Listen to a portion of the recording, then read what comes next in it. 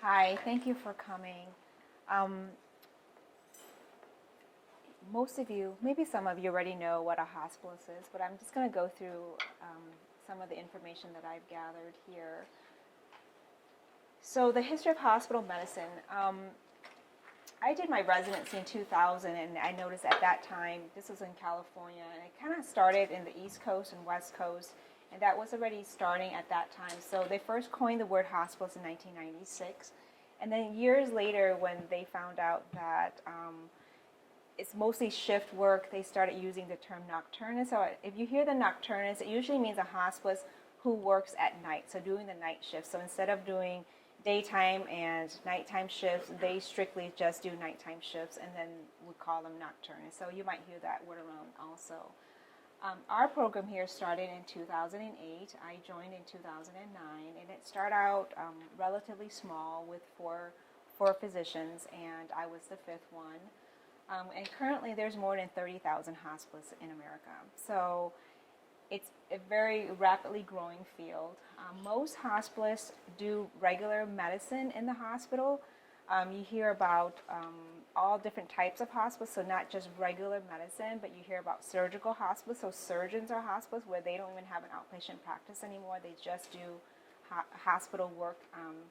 And then you talk about OB-GYN hospice. So pretty much almost everything I've heard that there are hospice out there. So neurologists who are hospice, pediatricians who are hospice. Here we only have medical hospice, which means that we are adult medicine.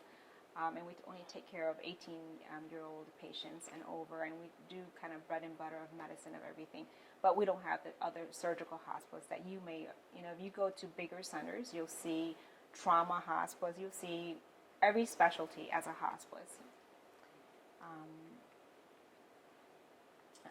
Who are we? So here these are the names of our hospice. Here we have, let's see, 4, 5, 6 hospice physicians, including myself, and there are 2 nurse practitioners. So our nurse practitioner started in September of last year. So you may start seeing them if you ever get hospitalized in the hospital. This is just a brief photos of all the hospice. So the first, I'm sorry, we only have 5 doctors and 2 nurse practitioners. So these are the doctors on top, and Mia and Kirsten are the most recent additions, nurse practitioners, which joined us in September and October. So what do? So we care for patients who are in the observation units or admitted to the hospital. So you may be hearing a lot about the observation unit that we started, I think in June or July of last year. But we don't care for all patients. I'll just keep going here. So we do prompt and complete attention to all patient care needs, including we diagnose them, treat them, and if necessary, perform any medical procedures. Most of our medical procedures are performed by our consultants, but sometimes we may do some minor procedures here. We employ quality and process improvement techniques. So a lot of our hospice are involved in the medical staff, different committees. So for example, I'm part of the quality committee. Dr. Easington is chair of the pharmacy and the pharmacy committee. And we go to pretty much all, the hospital has several committees, and we go pretty much attend to all of the committees. Emergency room has a committee, the ethics department has a committee. So pretty much if you think about it, we're kind of spread out and go to most of these committees. We collaborate, communicate, and coordinate with all physicians and healthcare personnel caring for hospitalized patients. So we talk to social workers, we talk to case managers, we talk to nursing, just anything that you would pretty much see in the hospital. We communicate with everyone just to make sure things go well and smooth and efficient while a patient is being hospitalized here. We talk a lot about safe transitioning. It's a big thing in hospital care because now there is a break in care. So instead of having a physician come in and taking care of their own patient in the hospital and then seeing them in the clinic, we see their patients in the hospital, and then the primary care physicians see them in the clinic. So we worry about is the transition safe. So we work a lot on making sure that that transition from the inpatient to the outpatient, when we hand our patients back to the primary care physician, that's a safe transition. So it's whether they're going home or being transferred to another hospital or they're going to some type of nursing facilities. We talk about making sure we use efficient use of hospital and healthcare resources. So who are our patients? CGH primary care providers. Most CGH primary care providers utilize the hospice service.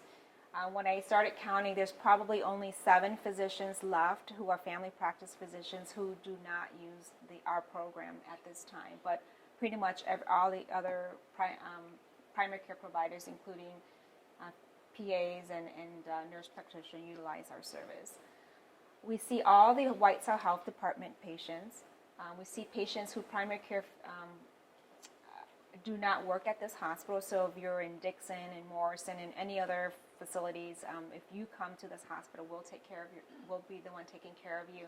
And then any patient who do not have a primary care physician will take care of them also.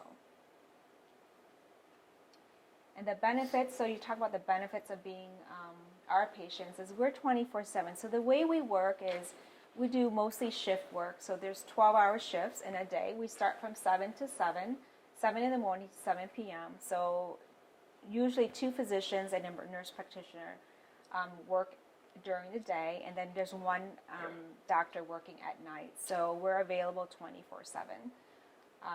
We do 7-day shift work, so pretty much 1 physician will work for 7 continuous days, and then they'll sign off their patient to the next physician coming on.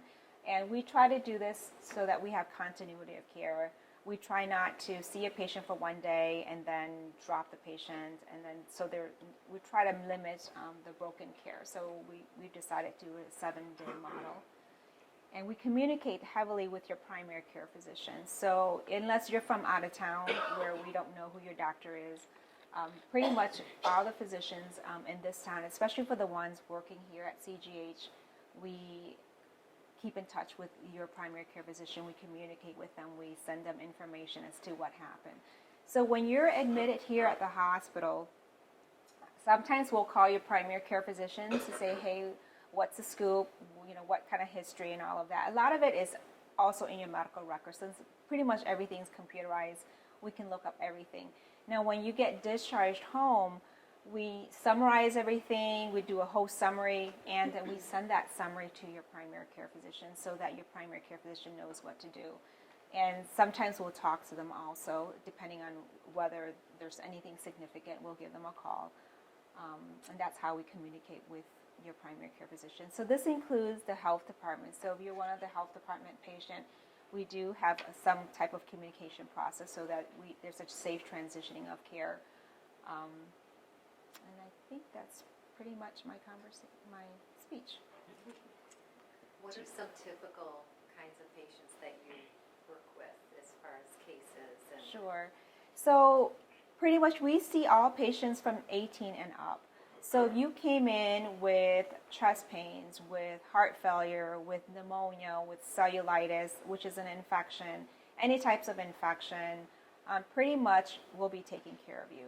Now, if we need a consultant, for example, if you came in with appendicitis infection that needs surgery, most of the time, especially if you're older, you'll be seeing us, and then we'll be consulting. We're working very closely with a surgeon who will take care of the surgical part, and then we take care of the medical part. Because most people, if you're a little older, anyone over 50 or 60, you tend to be on other medications like high blood pressure or diabetes. So we take care of that part. So we co-manage with our consultants. If you came in, if you're 20 years old and you came in with ankle fractures don't usually get admitted. You came in with some type of broken hip or something like that. You may not see us because you're so healthy that you may not need a medical doctor to see you. The orthopedic surgeon may just see you by himself and not need us. But at any time, any of the consultants may call us to see you in the hospital. You use the word consultant. Who do you mean? Consultants meaning a surgeon, like a general surgeon, an orthopedic surgeon. Sometimes OB-GYN, so an obstetrician who just delivered a baby. There might be some issues with the mom. They might call us to help them out.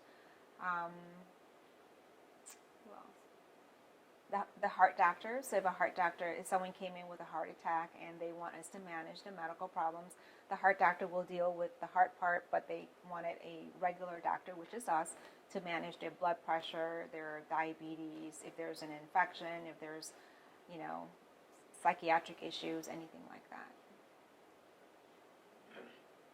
So you mentioned when they come in through the emergency room, or you have to go through admitting, don't you, to get in this hospital?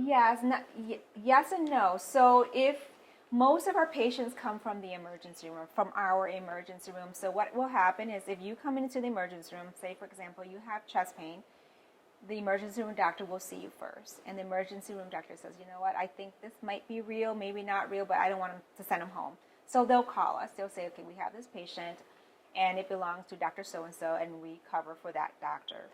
And then we'll see you and take care of you during the whole stay. And then when you're ready to go home, we'll communicate with your primary care physician if you have one. Now, sometimes a lot of patients don't have primary care physician. If you don't have a primary care physician, we'll find one for you. So either we refer you to one of our own physicians, or we refer you to the health department. Now, if you're from out of town, then you're on your own because we can't find anyone out of town for you. Now, the other way you can get in is if you went to one of the primary care physicians that we cover, say, for example, Dr. Gopal, Dr. Sumo Gopal. If you're one of her patients and she saw you in the hospital, she said, you have this infection of your leg and it doesn't look too bad and I don't want to send you to the emergency room, have to wait. She'll call us and she'll say, it's a simple infection, but can't go home, needs to be hospitalized, and we'll just have you go to the admitting and then come straight to the hospital and we'll take over from there. So that way you bypass the emergency room. Sometimes we'll get calls from Morrison Hospital, from their emergency room, saying that we have a patient that they can't take care of over there. We need to transfer over here. And the patient seems like they're stable. We'll just directly admit them. They don't have to go back to the emergency room, to our emergency room. Do you have a specific office or something you work out with each one of you, or? We don't have an office, so we only work in the hospital. So we do not see any patients outside of the hospital, and that's where we follow up very closely have you follow up very closely with a primary care physician. So we're kind of roaming around the hospital all the time. Technically we have a little office where we do our paperwork or whatever, but we don't have a place for you to come see. So when you leave the hospital and there's issues that happen in the hospital, you would either talk about it with your primary care physician, because we already transition your care to a primary care physician, or sometimes if it's, say, for example, I prescribe you a medication and your insurance doesn't cover it, the pharmacy will call me and I'll usually take care of that. But if it's something where 3 days later you're having some issues at home, you don't feel so good, and we'll say either see your doctor, and if it's something serious, we'll tell you to come to the emergency room. Yes? When is the observation unit used? So I can tell you a little bit about the observation unit. We started that in, I believe, June of 2014. So if a patient comes in and there's certain criteria that Medicare has, CMS is Medicare, and if you meet that criteria and we as a physician think that you're sick enough to stay here in the hospital for 2 midnights, so 2 midnights or more, then you can be admitted to the hospital.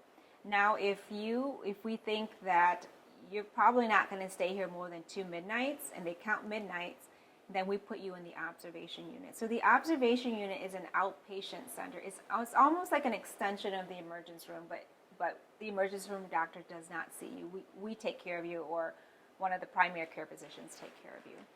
And it's really based on if you're sick enough to stay in the hospital and how long you have, how long we predict that you stay in the hospital. We have dedicated case managers that help us out, so they'll say, okay, based on this and this and this, I think that patient will meet inpatient or just observation. And then the doctor needs to determine also, we have to kind of foresee, are you going to stay here longer than 2 midnights? Because if you're not going to stay here longer than 2 midnights, then we put you in the observation unit. Sometimes we don't know how long you're going to stay here. So you may end up, say for example, you have chest pain, so it didn't sound that real, you're not having a heart attack. So most chest pain goes to our observation unit.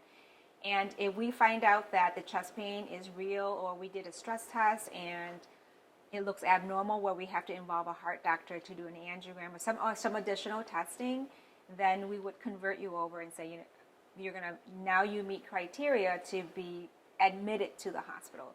So the observation is just a unit in the hospital. Just because you're in that room doesn't mean you're actually admitted in the hospital. You're still considered observation, where we're just watching you, and we'll continue to do testing, but we'll just kind of watch you kind of thing. So it's more of a Medicare rule.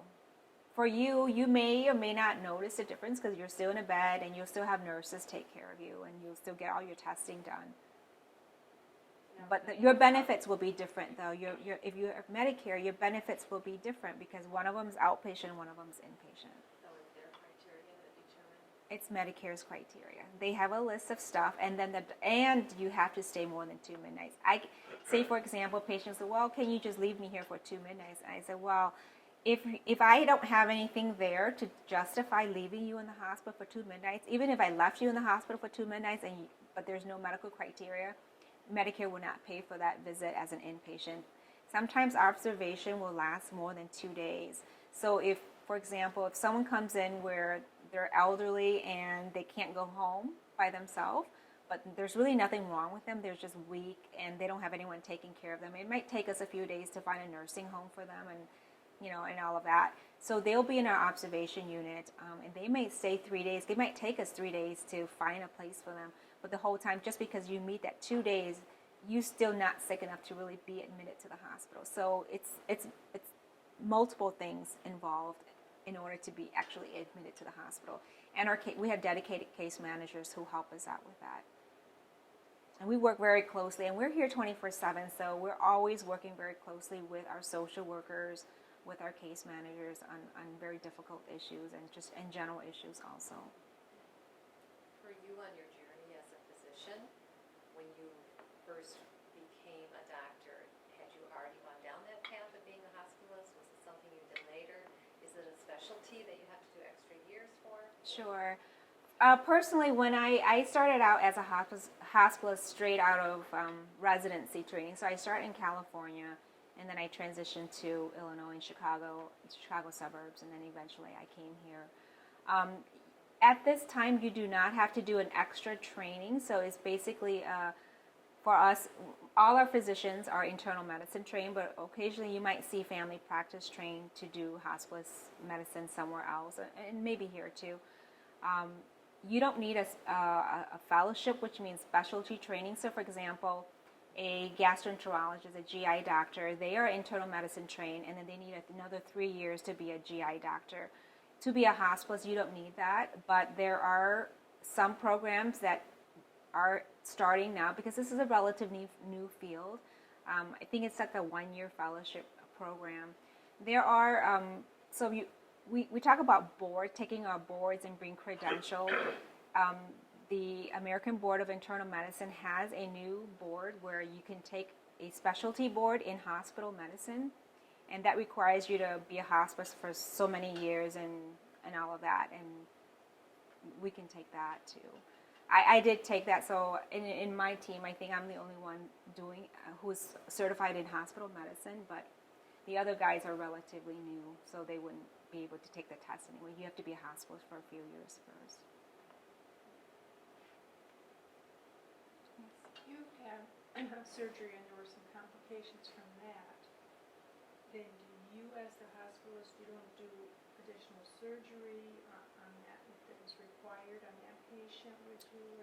No, we're not surgeons. So if you came in and you had surgery, and we may be your doctor, but we don't do the surgical part. We do the medical part. So if you had high blood pressure, infection, where we're managing antibiotics with the surgeon. So we work very closely with the surgeon, but we don't do the actual. How do you handle that? I mean, if you would require additional attention for surgery because of the complication of the initial surgery, does that doctor that did the surgery come back then and do the additional? Yes. So if you had a complication, if you had surgery in the hospital and you never went home, the surgeon still sees you on a daily basis. Now, if you went home and you had a complication after surgery, you'll come back in. Hopefully that surgeon is not on vacation. He'll take care of you. But if he is, then the other surgeons will take care of you. And they may or may not involve us. They might say, it's all surgical. We don't need your help. We'll deal with it. Or sometimes they'll say, I'd like you to help take care of it with me. I'll deal with the surgical part. You deal with the medical part. And now these doctors that you're assisting, do they never then come into the hospital? The ones that have private practices, do they never come in? Do you totally do it and they never see a patient in the hospital? Well, some of them, I can't speak for all of them. I know a few of them still see patients on the weekends to help take some calls, but they don't take care of our patients. They're not part of our team in the sense of taking care of the patients in the hospital. They may help out some of the other doctors who, just to relieve their weekends because, they don't want to be on call every weekend or every other weekend. So they may come in and help them out, but they're not part of our team in terms of hospice. But they're not banned from the hospital now because you both... No. They have chosen, a lot of our physicians have chosen not to work in the hospital because of lifestyle issues, or maybe it was just getting too complex for them to be going in and out of the hospital. Okay. Well, thank you. Thank you. My name's Virginia Heel. I'm a family nurse practitioner. We're lucky to be in an area that actually has a lot of family nurse practitioners and physician's assistants. Many of the areas are not as concentrated with these professionals in one area. Our hospital system, I think, combined has 17 or 18 that work for the clinic, which is a large amount for one hospital system to work at. When I first started my career, I was a nurse, an associate's nurse. In '94 is when I graduated from Kish College, and I knew that I wanted to continue on with my education. So the wonderful thing about working in a hospital system and being a nurse is that there's a big focus on education, and they really do want you to go back and continue to improve yourself. So at the time I worked at Kishwaukee Hospital in Sycamore, and they promoted nurses to go back and get their BSN. So they have what's called CME, which is a little bit of extra money that they give nurses so that they can help you go back to school. So with their help, I received a bachelor's degree in nursing. At that point, I became familiar with Northern, and I really liked Northern's program. So I enrolled in their master's program, which is a dual enrolled family nurse practitioner / adult nurse practitioner program. I chose family over adult because I knew eventually I wanted to work in the emergency room or continue working in the emergency room. I was working there as a nurse already. So I finally finished in 2004. So a family nurse practitioner, most generally, family nurse practitioners at this point all graduate with a master's degree. And that's what I graduated with in 2004. I switched from being a bedside nurse in the emergency room at Kishwaukee, and I came over to Sterling, and I worked in their ER for about 3 years. Working in the ER is very hard, so there's a high rate of burnout. I loved it, but it was second shift, and it was kind of hard on my family. So there was an opportunity in the clinic to do what's called same-day care. So I would see the overflow of the regular providers for what was Sterling Rock Falls Clinic at the time. So I made that transition in 2007, and I have been doing that in essence ever since. I think back in 2009, I decided, reading up, the American Academy of Nurse Practitioners said, nurse practitioners really need to have a doctorate. And by supposedly 2015, we were all supposed to have this done. So I did not want to be the only one that didn't have it. So I decided to go back to school. I went through the University of Alabama, and in 2012, I received a doctorate degree from there. Going through that, part of what you call a thesis or a scholarly project, we transitioned from same-day care to what is now known as ready care. When the hospital and Sterling Rock Falls Clinic combined, they wanted to have one area that functioned very similar to same-day care, and so after several years of getting the information together, we developed what is now Ready Care. But most nurse practitioners, I don't know of another one here in this area. I think there's one other one in Clinton that has a doctorate, but I know that they're really looking into going back to getting doctorates, and that's going to be more common, I think, probably in the next 10 or 15 years. But most NPs are masters prepared. So we throw around a lot of initials, and unfortunately, it doesn't always make sense. I think at this point, most nurse practitioners are MSN, so they're here.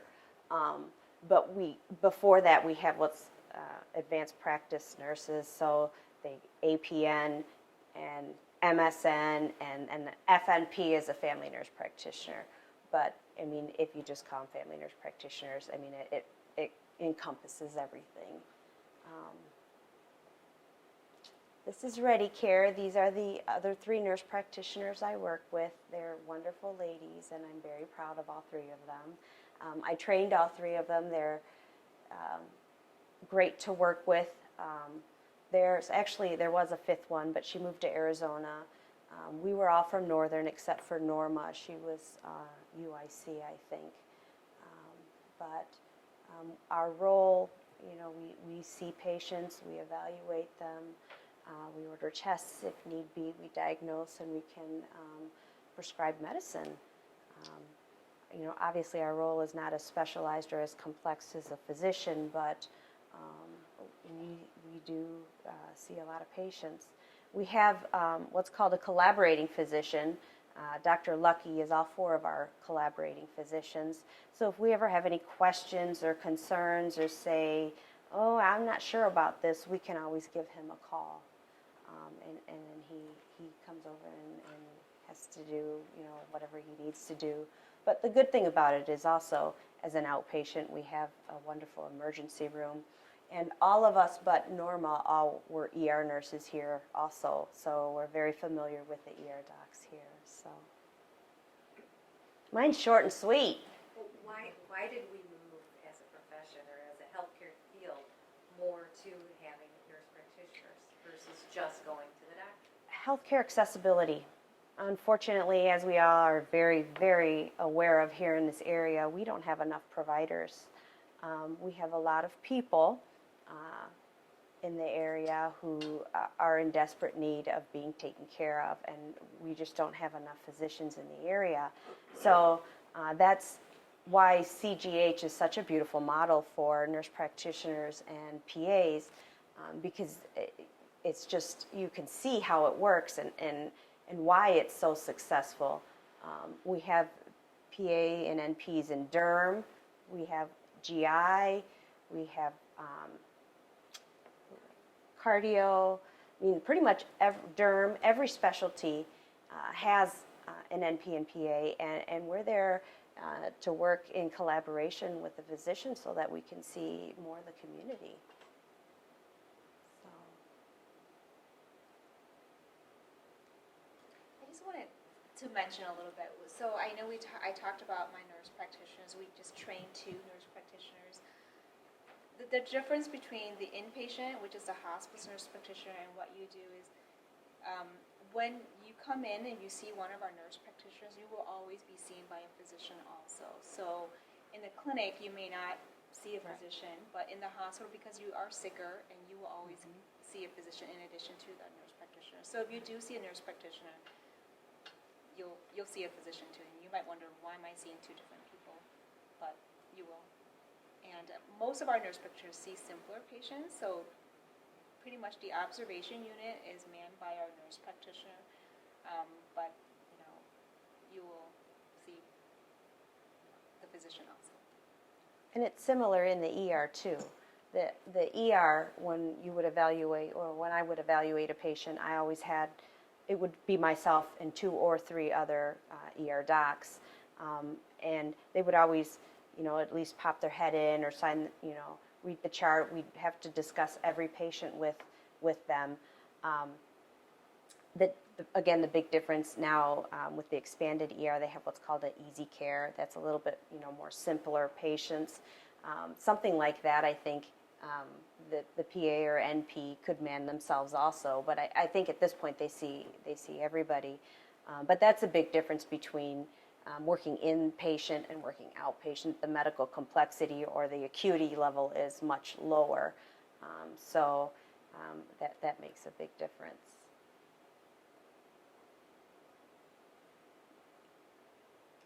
That's my spiel. Kayla's next.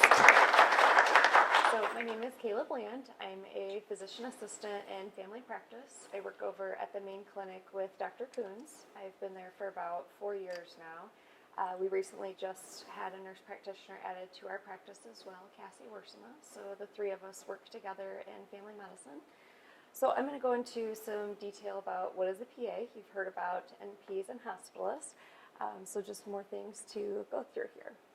So a PA stands for physician assistant. The term is a little outdated and old. We've been working with our different commissions to try to change that a little bit so it's a little clearer for patients and the general public to know what we do. One of the biggest things I think for people to understand, and it's similar, we're not medical assistants, we're not students still studying to become doctors. We hear that a lot. It's the job title. What they're hoping to switch it to is physician associate to keep the PA name behind it. So hopefully it'll be a little clearer in the future. Basically, we are licensed healthcare professionals, similar to nurse practitioners. We work in partnership with physicians, with a collaborating physician, just like Virginia mentioned with Dr. Lucky. Mine is Dr. Coons. So a little bit about the history of how PAs were brought into practice, and like Joan had mentioned earlier, why was there a need for different providers? Why doesn't everybody just see their physician? The healthcare shortage, and that was recognized as early as the 1970s. There was a pretty big lack in healthcare shortage, and they needed different providers to step up. Our profession's really based in the Navy. Back in the late 60s, World War II vets were coming back. Navy corpsmen and medics were coming back looking for employment. Basically, with their medical training they had previously, they developed a fast-track medical training program to become a PA. So based on their education they received and their backgrounds in the military, they became physician assistants. The first class graduated of 4 people, but it was a start. And it took a few years, but it did come into bigger swing. Now in 2014, there's more than 100,000 PAs in practice across the country. So it has made a big jump over the years. What can we do? Virginia touched on this a little bit as well. Patient comes in, we can take their medical history. We diagnose medical problems, simple or complex. We are able to come up with treatment plans, prescribe medications. PAs are also allowed to assist in minor surgery or in major surgeries and perform minor surgeries on their own.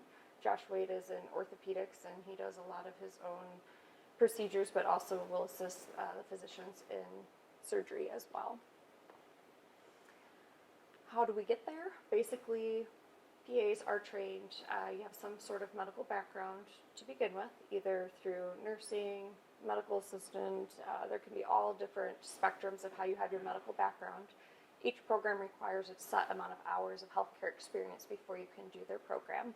Also require a bachelor's degree, focusing usually somewhere in the sciences. After that, we're trained for about 27-month program at a PA program. Anywhere across the country, you can find them at this point. Trained in all different areas of medicine, so not just family medicine, but we're trained in all the specialties as well to have a good understanding of everything in general. A lot of our classes, especially at Des Moines University where I went, we take a lot of our classes with the MD students and DO students. We're right there alongside them, taking the same exams, learning the same information. So we're trained right alongside them. We also complete clinical rotations. So we're out seeing patients with our preceptors, making sure that we understand not just the book side of it, but also the practice side of it too. And that's usually a year-long course for that. We do have to pass a national certification exam. That's what the -C after PA stands for. Just means you've passed your national boards. We have to take that every 6 to 10 years, and then we're required to complete continuing education too, so we're always up to date on information. 100 hours of education every 2 years at this point. This is just a distribution across the country. The darker shaded states are where there's the most PAs, and then the lighter shaded states are where there's not quite as many. If you could see, Illinois is heavily concentrated, just like Virginia mentioned. We're really fortunate in this area to have so many mid-level providers, or NPs and PAs, that can help fill the healthcare shortage and help fill that gap. So we can see our own patients, but also see overflow of our physicians' patients too for same-day or acute issues. So back, even just in 2009, there's about 75,000 PAs. As of last year, almost 102,000. So it's growing exponentially each year still. We're continuing to have more and more providers. Question we get asked all the time: what's the difference between a PA and an NP? That's probably the most common question. Most people are familiar with nurse practitioners. They're a little more common, but also, just a little bit easier title to understand, an advanced practice nurse.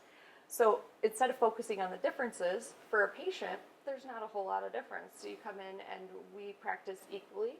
We're all held to the same standards as the physicians are, good quality health care. We both are advanced practice providers. We work with our collaborating physicians. Now, just to clarify that a little bit, we don't have to have a physician supervising us at all times. They are there, they're accessible, they do oversee our work, but we see our own patients, treat our own patients, prescribe our own medications, and they are there if we have really complex issues or something that we need assistance with, or say somebody, needs to be in the hospital and it's their patient and they still see their own patients in the hospital, we turn it over to them. Or like with Dr. Tran, we work with the hospitalist all the time and make sure that our patients are, transferred over there in a good quality manner as well, making sure our end of things is all taken care of so they know what the patient's history is and what kind of problems they're looking at. We do have different training models in school, as you've kind of heard. Backgrounds are just a little bit different in how we're trained, but in the long run, we are both good quality healthcare providers and advanced practice providers that are there. So mine's short and sweet as well.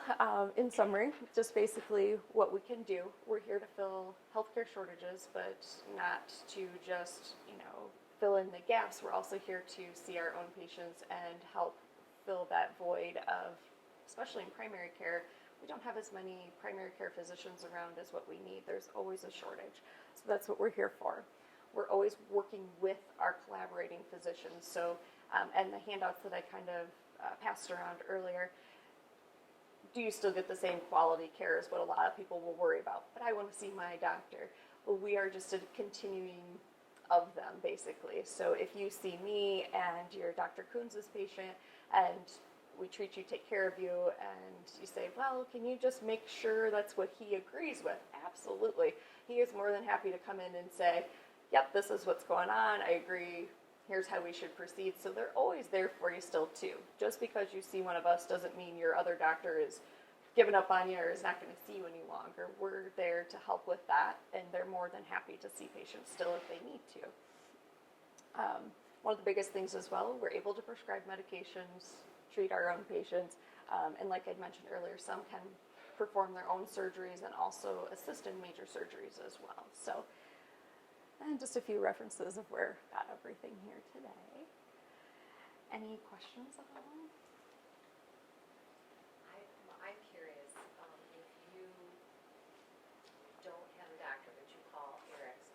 for Mhm. instance, will they automatically give a patient to you? How does that happen? How So does for that work? new patients, Dr. Coons is no longer accepting new patients. His practice is oversaturated, basically. So Cassie and I are taking new patients of our own, and they'll start with us and stay with us. But same scenario, if there's something complex that we have questions about, or not quite sure where we should go, we can always still ask him. Just because you're not his patient, he still helps us out if we need to. If you are Dr. Coons' patient and say schedule's packed full for the day, the next couple of days, you can see us in the interim. So say you have a sore throat or a sinus infection or something, we'll see you, and then for your next routine visit, go back to Dr. Coons. After that. Any other questions? When are you coming back to work? I'm back. I had a baby 7 months ago, so I'm back to work at this point. But Dr. Coons filled my gap there when I was gone. Cassie and I had babies within 2 weeks of each other, so he wasn't so happy with that we were both out. He really realized, geez, I need them back. So yes, we're back in full swing, both of us. Did you have a question? Now, I hear a number of people say their current doctor is retired or something. Sure. And they can't find another doctor. Now, how do they get hold of you people then? Sure, absolutely. The clinic has one person, Jan Fishback, who's in charge of redirecting patients that say their doctor's retired or left, or for some reason they don't want to see that provider any longer. She helps to coordinate what's going to be a good fit for you, a good match for you. So some people might say they prefer a female or a male doctor or different scenarios, and she helps kind of find the best provider for you. She has a list of who's accepting new patients as well, and she'll go through that on the phone and say, have you heard of any of these people? Is this who you want to see? Do you have any references? And then she's able to place you directly on our schedule. So we don't have to go through. Some providers will do chart reviews still prior. Our office, we don't. We just accept patients without a review and take over from there. Some say they won't accept Medicare patients. Correct. Yep. And each facility or provider is different. Ours accepts Medicare, Medicaid. We have no cutouts on that. Basically, family medicine. We're here to take care of everybody. So we take them all. Everybody at CGH, you're saying? Each provider is a touch different. So it depends on who you're trying to get in with. I think some have a few restrictions that way. But our office with Dr. Coons and Cassie and myself, we take everybody. So.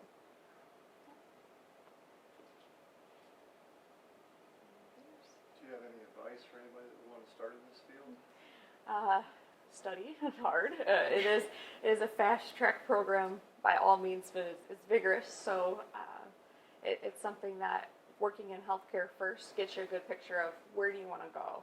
I started out as a CNA and got to see which route do I want to lead into. Do I want to go into nursing, advanced practice, or physician, and kind of decide what's the best route for us.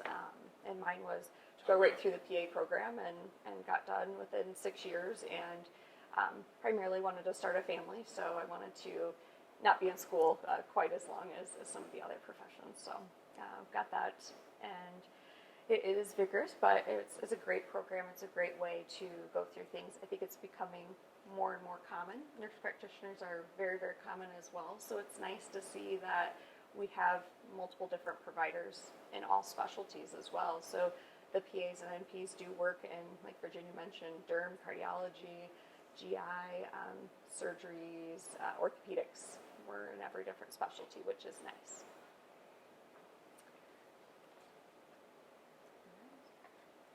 Thank you.